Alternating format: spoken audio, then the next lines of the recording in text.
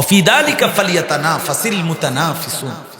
আল্লাহ বলছে আমার বান্দা যদি প্রতিযোগিতাই করতে হয়, জান্নাতের প্রতিযোগিতা করো, আখিরাতের প্রতিযোগিতা করো। তাফসিরে মাআরিফুল কোরআনে মুফতি শফি রহমতুল্লাহ আলাইহি লিখছেন এই আয়াতের ব্যাখ্যায় যে দুনিয়ার প্রতিযোগিতা করো না। কেন? তিনি বড় সুন্দর কথা লিখছেন যে হে আল্লাহর বান্দা, দুনিয়ার প্রতিযোগিতা কইরো না, মানে দুনিয়া বাড়ানোর। কেন? কয় যে কারণ দুনিয়ার প্রতিযোগিতায় যদি তুমি জিতেও যাও তাইলেও মরে যাবা, যদি হাইরাও যাও তাইলেও মরে যাই, তো লাভ হইল কি? লাভ হইল কি? বোঝেন নাই কথা? 60 বছর লাগাইয়া আমি একেবারে সারা পৃথিবীর শ্রেষ্ঠ ধনী হইলাম, তো আমার তো মরার কথা না, কারণ আমি তো শ্রেষ্ঠ ধনী। কিন্তু সে মরবে কিনা বলেন না, মরবে কিনা? এইটাই বলছেন আর কি, যে দুনিয়া যদি জিতেও যাও তাইলেও মরে যাবা, যদি হেরেও যাও তাইলেও মরে যাবে, তাইলেও মরে যাবে। ওই ছেলে, এই বাংলা কথা কি বোঝেন নাই? আপনাকে বলছি মিয়া, মোবাইল আলগি দিলেন কেন? নামান, এটা পছন্দ না হলে চলে যান আপনি। যার কথাটা পছন্দ হয় নাই আমি বলছি হাতে ধরে মোবাইলটা নামান, বলছি কিনা বলেন? যার ভাল লাগছে না আমার এই কথা, আপনি চলে যান, অসুবিধা কি? 2-4 জন শ্রোতা না হলে কি সমস্যা? কিন্তু গাফলত ক্ষতিকর, তো আপনি শুনেন মনোযোগ দিয়ে। মোবাইলটার মধ্যে যদি 10,000 ওয়াজও থাকে, যে সব সুন্দর আলোচনা, ছবি পরিষ্কার, আওয়াজ ক্লিয়ার, তো কবরে এটা জমা দিলেই তো যথেষ্ট, হাসরের ময়দানে এটা জমা দিলেই যথেষ্ট। তো বাংলাদেশের 100 বক্তার সাথে আমার একটা ছবি আছে মোবাইলে, তো এটা হাসরের ময়দানে জমা দিলেই চলবে তো? তাইলে মনোযোগ দিয়ে শুনে, এমনি ভালো জিন্দেগি দরকার বাপ। খামখেয়ালি জীবন অনেক দূর চলে গেছে। রাগ হইয়েন না, আমি রাগ করার জন্য, আমি শক্ত কথার জন্য বললাম। কোরআনুল কারীমের মধ্যে আছে মানুষ জাহান্নামী হওয়ার 1 নাম্বার কারণ কি? গাফলত। কি বলেন? 1 নাম্বার খামখেয়ালি, অবহেলা।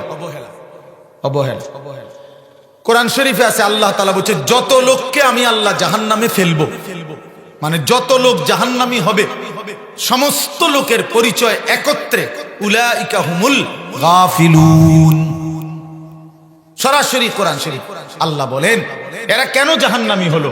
কারণ এরা সকলেই ছিল গাফেল। কি ছিল বাপ? গাফেল। কোরআন শরীফে আছে আল্লাহ তাআলা আমাদের নবী সাল্লাল্লাহু আলাইহি সাল্লামকে বলছেন, নবীজিকে বলছেন, আচ্ছা নবীজি আল্লাহ তাআলার স্মরণ থেকে গাফেল ছিলেন কতক্ষণ? সপ্তাহে কোন দিন? 24 ঘন্টার মধ্যে কখন? কখনোই না। আম্মা জান আয়েশা রাদিয়াল্লাহু তাআলা আনহা বলেন, নবীজির স্ত্রী, কানা রাসূলুল্লাহ সাল্লাল্লাহু আলাইহি ওয়াসাল্লাম ইয়াযকুরুল্লাহ ফি কুল্লি আহইয়ানিহি। তিনি বলেন আল্লাহর নবী সাল্লাল্লাহু আলাইহি সাল্লাম সর্বদাই আল্লাহ তাআলার স্মরণ করতেন। ফি কুল্লি আহইয়ান, সর্বদাই আল্লাহ তাআলার জিকির করতেন, স্মরণ করতেন। তাহলে যিনি সারাক্ষণ আল্লাহকে স্মরণ করতেন সেই তাকে, নবীকে আল্লাহ কোরআনে বলছেন ওয়ালা তাকুম মিনাল গাফিলিন। নবীজিকে বলছি, বন্ধু আপনাকে বলছি গাফেলদের অন্তর্ভুক্ত হয়েন না। আপনি কে, আমি কে বলেন? নবীজিকে যদি আল্লাহ কথা বলে যে বন্ধু আপনি গাফেলদের অন্তর্ভুক্ত হয়েন না, আমাদের জন্য কি পরিমাণ তাকিদ, আমাদের জন্য কি পরিমাণ গুরুত্ব দেওয়া উচিত, গুরুত্ব দেওয়া উচিত। আমাদের একজন বড় বুজুর্গ ছিলেন, বাংলাদেশে একসময় আসতেন পাকিস্তান থেকে। অনেক বড় এক বুজুর্গ আলেম, ওয়াইজ, আওলাদে রসুল সৈয়দ আব্দুল মজিদ নদীম সাহেব রহমতুল্লাহ আলাইহি। ছোটবেলায় আমরা কুমিল্লা কান্দিরপার টাউন হল মাঠে অথবা ঈদগাহ মাঠে উনি বয়ান করতেন। আন্তর্জাতিক ইসলামী মহাসম্মেলন হইতো আগে সারা বাংলাদেশে, বিভিন্ন জেলায়। উনি 1 মাস 1.5 মাস সফর করতেন বাংলাদেশে। আমরা যখন ছাত্র ছিলাম তখন ওনার বয়ান শুনতাম, এত সুন্দর বয়ান করতেন। আল্লাহর কোরআন যখন পড়তেন মনে হইতো যেন আসমান থেকে নাজিল হইতেছে। আমার প্রিয় ভাই, আমাদের স্নেহের হাফেজ তানভীর তেলাওয়াত করলেন, আপনাদের কাছে ভালো লাগছে না? আমি নিজেও তার তেলাওয়াতের ভক্ত।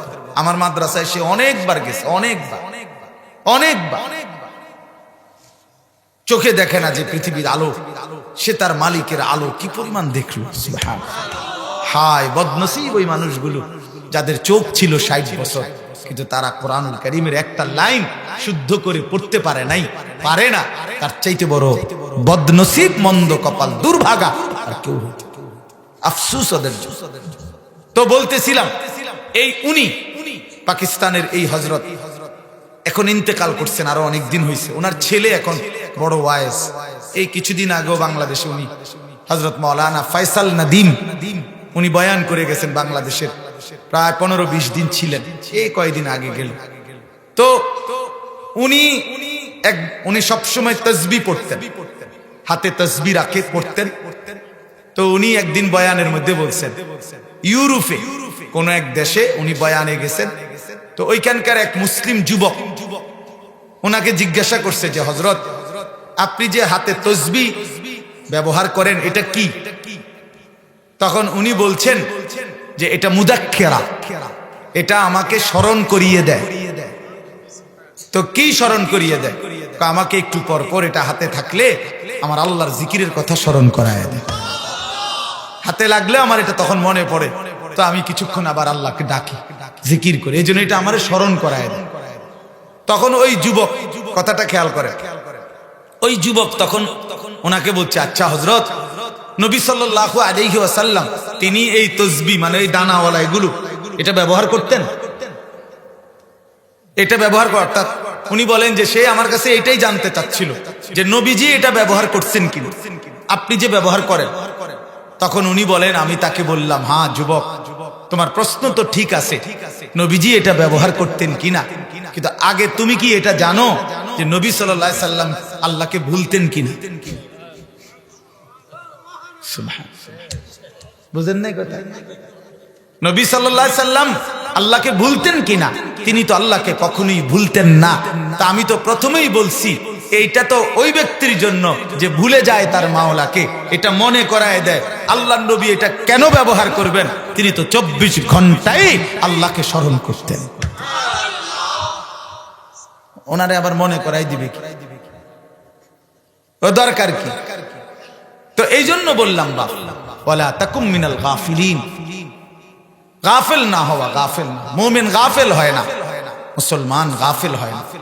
মুসলমান গাফিল হয় না, এক ধ্যানে থাকে, এক ফিকিরে থাকে, আখিরাতের গন্তব্যের দিকে তাকিয়ে থাকে।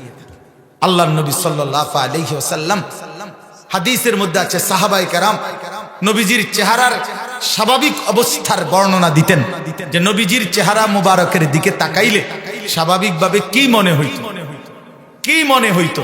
তো সাহাবীরা বলতেন, নবীজি সাল্লাল্লাহু আলাইহি সাল্লামের চেহারা মুবারকের দিকে তাকাইলে 24 ঘন্টা মনে হতো মুতাওয়াসিলাল আহজান দাইমাল ফিকর, তিনি সর্বদাই চিন্তা করতেছেন এবং কোনো না কোনো ফিকির করছেন, কোনো না কোনো, আর কাকে বলা যায়, আর কিভাবে বলা যায়, আর কেমনে বলা যায়, আর কার কাছে যাওয়া যায়, কেমনে আল্লাহর দ্বীনের কথা বলা যায়, কিভাবে এক এক আমাদের বিশ্ব ইস্তেমার দ্বিতীয় দিনের বাদ বা গ্রিব বয়ানে হযরত মাওলানা আহমদ লাট সাহেব দামাত বারাকাতুহুম, জগৎ বিখ্যাত এই মহা বুজুর্গ, মহান মনীষী, উনি ওনার বয়ানের মধ্যে বলতেছিলেন, আমি ময়দানে বসেই শুনতেছিলাম, হযরত বলছেন রাসূলুল্লাহ সাল্লাল্লাহু আলাইহি সাল্লামের 24 ঘন্টা ফিকির ছিল এক এক আল্লাহর বান্দা কিভাবে জাহান্নাম থেকে বাঁচবে।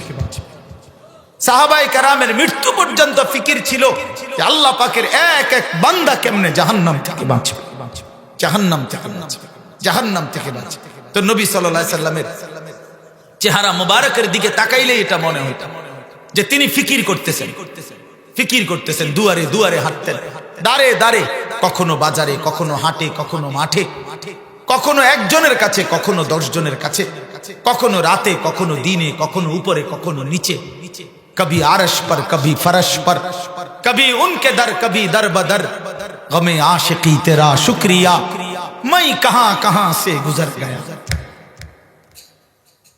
कोई থেকে কই ছুটতেন, দুয়ার থেকে দুয়ারে ছুটতেন। আল্লাহর নবী সাল্লাল্লাহু আলাইহি সাল্লাম এক ফিকিরে থাকতেন যে এক এক আল্লাহর বান্দা জাহান্নাম থেকে বাঁচবে। হাদিসের মধ্যে আছে, আল্লাহর নবী সাল্লাল্লাহু আলাইহি সাল্লাম বলতেন, উম্মত আমার, আমি তোমাদের জন্য আমার পেরেশানিটা কেমন ওয়া আনা আখিযুন বিহুজাজিকুম। নবীজি উদাহরণ দিয়ে বুঝাইছেন, কোন মানুষকে যদি কেউ হাত দিয়ে ধরে তাহলে সে মনে করেন ছুটে গেল, কাঁধে হাত দিয়ে ফিরাইতে চাইছে, সে কাঁধের থেকে হাত নামায় দিল। কিন্তু কেউ যদি কাউকে সর্বোচ্চ মহব্বত করে তারে ফিরাইবার জন্য, বাঁচাইবার জন্য কোমরে জড়াইয়া ধরে, কোমর মানে কোমরের মধ্যে যদি আমজা দিয়া শক্ত করে ধরে, এই লোকটা ছুটবে কেমনে? কথা বুঝেন নাই? এই লোকটা ছুটবে কেমনে? আল্লাহর নবী বলেন, আল্লাহর কসম উম্মত, আমি চাই তোমার এক এক উম্মতকে কোমরে জড়াইয়া ধরে ধরে জাহান্নামের আগুন থেকে বাঁচাই। কোমরে কোমরে জড়ায় ধরে। এই জন্য দোস্ত, মুমিন গাফিল হয় না, মুমিন গাফিল হয় না। যার সামনে আখিরাত সে গাফিল হবে কেমন? যার সামনে কবর সে গাফিল হবে কেমন? যার সামনে হাসরের ময়দান সে গাফিল হবে কেমন? আল্লাহ তাআলা কোরআনুল কারীমে বলছেন, ফাকাইফা তাত্তাকুনা ইন কাফারতুম ইয়াওমান ইয়াজআলুল বিলদানা শিবা। আল্লাহ বলেন, বান্দা, এই আমার বান্দা, দিন রাত তুমি যে নাফরমানি করছো, তুমি যে আমার নাফরমানি করছো বান্দা, আরে বান্দা তুমি বাঁচবা কেমনে সেই হাসরের দিন, যেই দিনের একদিনের পেরেশানি, দুঃখ, যন্ত্রণা, আযাব, কষ্টে ইয়াজআলুল বিলদানা শিবা, কোলের বাচ্চা বুড়া হয়ে যাবে, বুড়া হয়ে যাবে।